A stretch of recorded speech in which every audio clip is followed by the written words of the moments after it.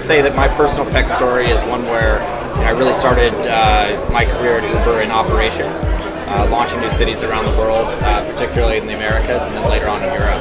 What really grabbed me about that was the differences and between launching Uber in cities in different cultures and different cities that had different transportation networks set up.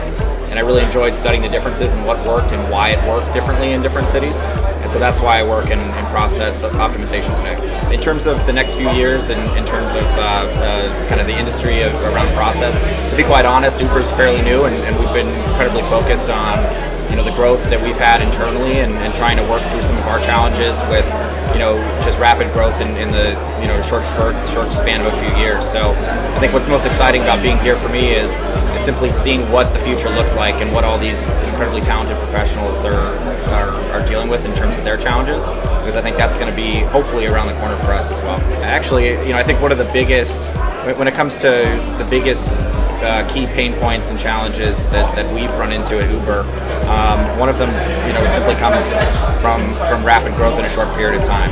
When you move from having 100 people at the company to 1,000 in the course of about a year, it puts quite a bit of strain on the company in terms of finding managers that know what's going on and know how to run that business, and it also creates a great opportunity for people who for people to step up and give that a shot.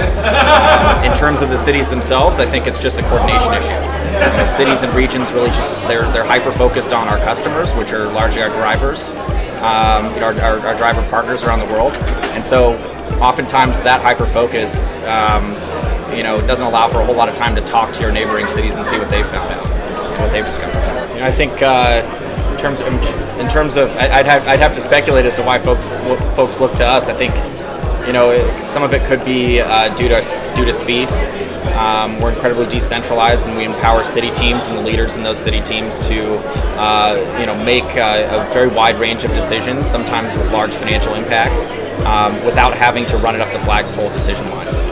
Ultimately, they'll have to answer to someone higher up at the end of a quarter when it comes to reviewing P&Ls and looking to see what the results of their experiments look like. But I think our ability to move very fast and empower leaders to make decisions quickly, I think, has allowed us to make a ton of mistakes, most of which you haven't seen, which is good. But I think when people point to the wins, they're also not referring to all the fails and the mistakes that we've made that sometimes we've done a good job of hiding and sometimes we haven't. So I think there are a couple of reasons why it's important to fail in order to win. One, it's important to challenge your own assumptions. And I had a number of assumptions going into some of the markets that I launched, one of which was Stockholm. And I thought, like America, it'd be great to have a number of cars by the airport. It turns out that's a terrible idea at Arlanda Airport, simply because they've got such good public transportation that connects that airport into the city center. So that's something that I learned the hard way, and I think taught me a lot about how I should be making decisions and how I should be evaluating trade-offs in my role.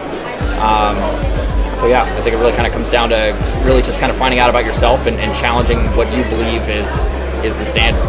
Well, I think right now it was great to share Uber's story at PEX Europe, simply because we're doing a ton of exciting stuff in Europe right now. We've got a ton of huge challenges when it comes to really supporting cities and supporting some very challenging regulatory situations and some gnarly transportation challenges. But being out here right now is exciting, not just because I think we're at a turning point in terms of regulation and how Uber interacts and cities interact with kind of what that looks like, but also because we're launching a lot of exciting things around Europe these days, including Uber Eats. A couple of the highlights that really stood out to me were the two women from Shell. It's great to hear their story about how they came in and really shook things up and approached an organization that was resistant to change and worked through that, as well as the gentleman from Ericsson. Those were fantastic.